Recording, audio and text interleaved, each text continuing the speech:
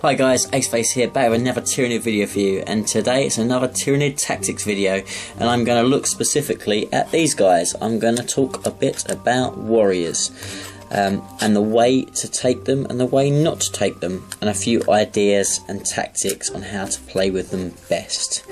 So I hope they're going to be helpful. I may stress, and I sort of stress this with a lot of my sort of tactics videos, I do have strong opinions on how to play with certain units and different styles, and I'll tell you my views and opinions, but they are my views and opinions and they work around my style of play. I do try and think broadly, and I do try and give you help as a general, but they're always based off my successes and my experience as a Tyranid player, so they're not always going to suit you, but I'll do my best to try and help as many people as I can. So Tyranid warriors. Now Tyranid warriors have not got any better since we last spoke about them a long time ago, but they have become a lot more vital, I would say. The new codex very much has an essential need for synapse. You could get away with it a lot more in the old codex and in 5th edition, but now you really can't get away with not having synapse. So that's where these guys really come into their own, because there are generally, they're 3 minimum and up to 9 maximum in a unit, 3 wounds, nice little troops choice unit, which will give you a synapse bubble to help control the rest of your army. So they become very, very handy and a very, very, well, I would say almost essential part of a lot of armies. Now they come with lots of options.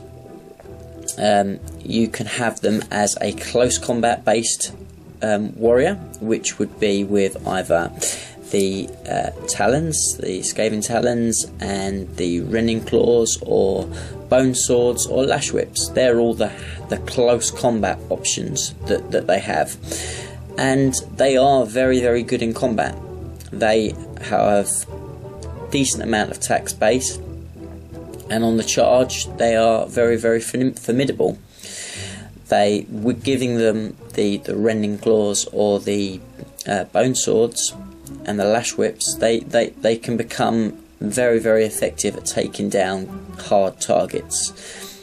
So if you want to run them as a close combat unit, I would say the best way to take them is not with bone swords or lash whips, because it generally makes them too expensive, but with talons and rending claws, they are very effective at getting in there and causing an awful lot of damage because of their sheer volume of attacks, their decent weapon skill, and the fact that then they've got rending because of the rending claws.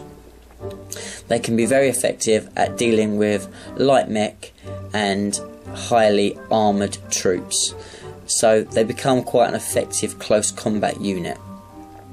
But you have got to take into account that if you use them as a highly aggressive unit, then they are going to draw a lot more fire.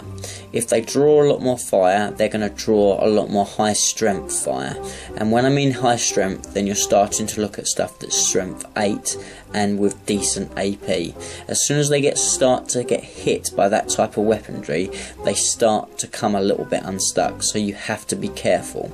Now you can run multiple units of close combat warriors, and that will mitigate that fear a little bit, but you are still going to find that they are a fairly soft unit to use as a highly aggressive style close combat unit. And if you're going to field them in that way, you need to very much look at how you are going to take the fire away from this unit, so they can get in and do what they're best at, so they don't get taken off. So that's close combat style, and I would say that generally 9 times out of 10, to take warriors as a close combat unit is highly situational and not a way to take them competitively, because what they will do, they'll get killed quickly and you'll lose your synapse, which is the main reason for taking them, and they won't get where you need to get them. So that's close combat. I really would say a no-no. So don't take these guys as a close combat orientated unit. It's not the way to take these effectively. So when we go on to shooting, when it comes to shooting, you again have a number of different options on these guys. The main two shooty options are going to be the Death Spitter and the Devourer, and I believe, and this is really terrible from a tactical video, I believe they can take Spine Fists as well. They might not be able to.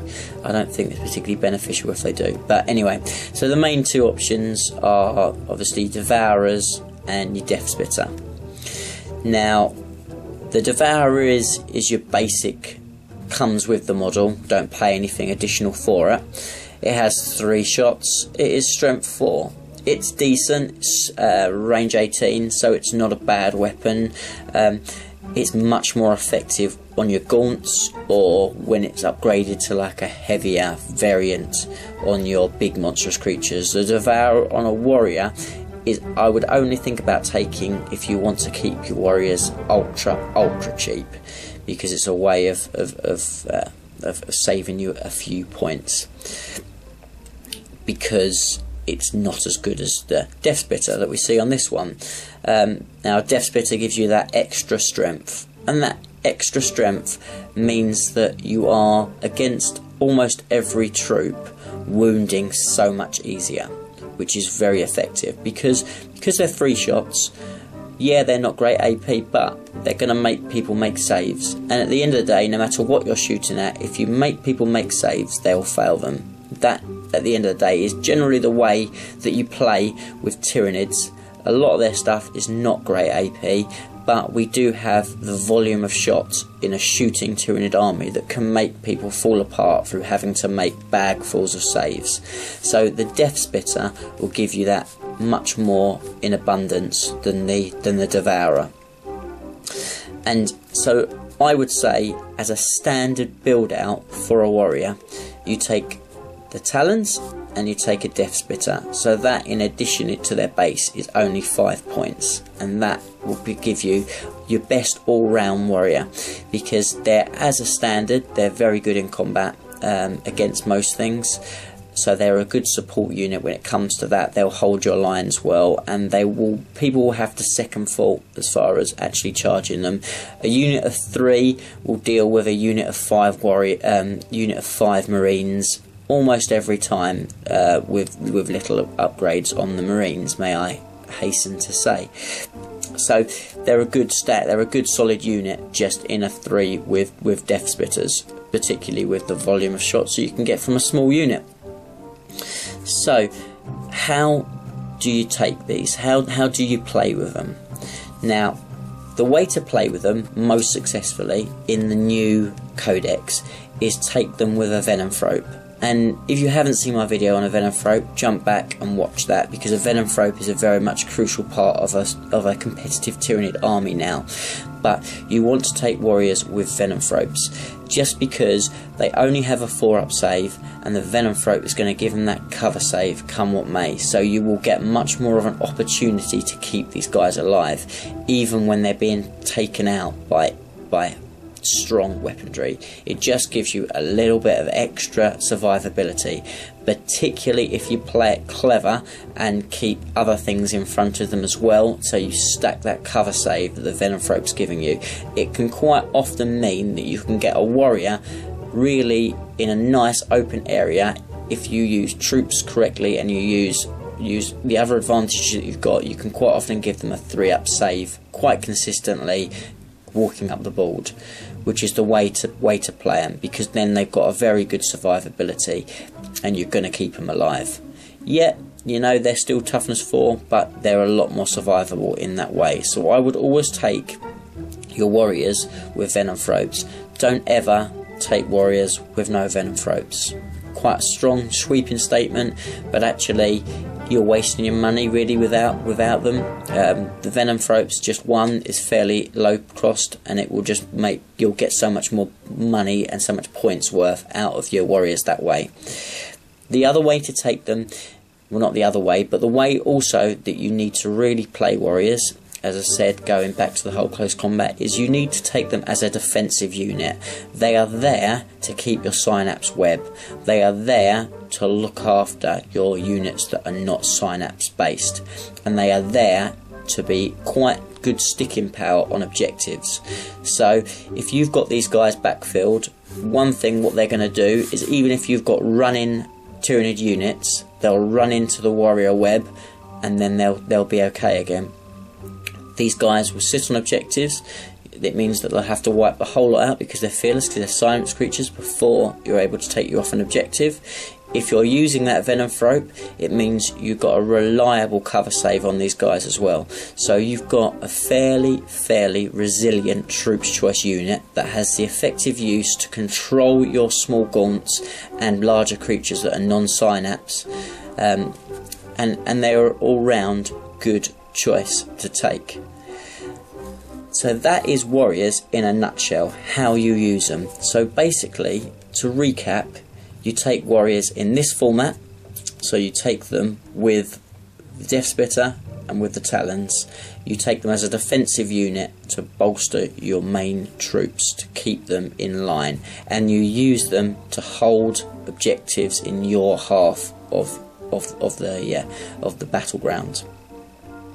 The last thing that I'm going to say before I finish this video is you have two choices on bio cannon upgrades. You can take the Strangleform cannon or you can take the Venom cannon. Now, the Venom cannon, I would say just generally across the board, whether it's the heavy Venom cannon or the Venom cannon, is a waste of points and a useless upgrade. It's not strong enough to be heavily aggressive. It's not large enough blast to be super accurate. It doesn't do anything very well. I said the Strangleform, and I'm jumping ahead here, but I didn't mean Strangleform cannon. I meant the Barb Strangler, of course. So yeah, so the Venom cannon, don't take the Venom cannon. Really, just don't bother taking it. It's really a waste. Please put your comments down below if you disagree, but I don't think the Venom cannon is ever a viable option. It doesn't do anything well.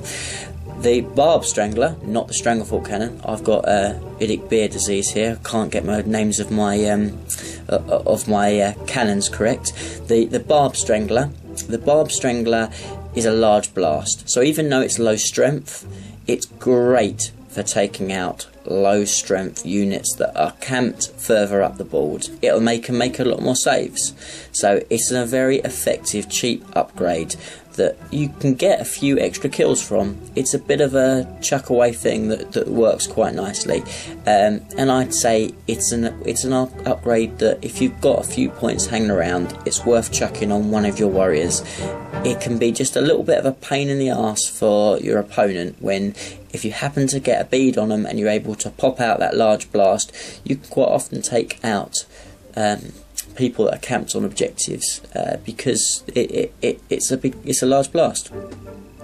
So that's your warriors. We could talk for ages if you then put a prime in the unit, because that does kind of open up a lot more options. And if you look back at my Tyranid Prime video, which is one of my very first videos that I put out, that will pretty much still stand the same, because they are going to almost do exactly the same as they did in the last edition. So I'm not going to cover that in this video, but if you do have questions on the advantages of a prime, then please do post them below and I will do my best to answer them. So I hope this hasn't been too long, and I hope that's given you a way of taking your warriors effectively. Please do take warriors. They are very much in favour now, and they are a way to win games competitively with Tyranids. So don't write them off. They're back in business. And for now, I'll see you soon. Bye bye.